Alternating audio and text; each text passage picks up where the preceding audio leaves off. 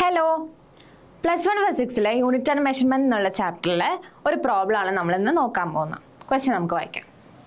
Show that expression of time period T of a simple pendulum of length L given by T is equal to 2π√L/g is dimensionally correct.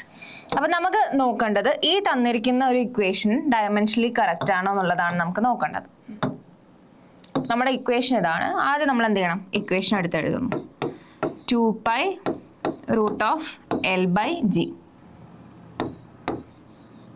ഇനി ഇതൊരു constant ആണ്. ഇതിന് dimensional formula അല്ല.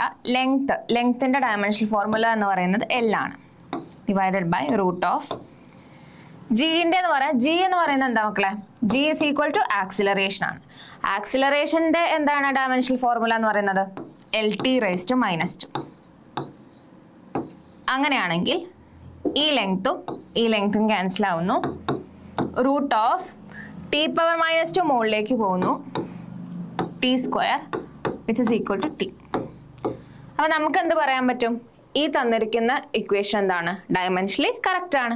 Thank you.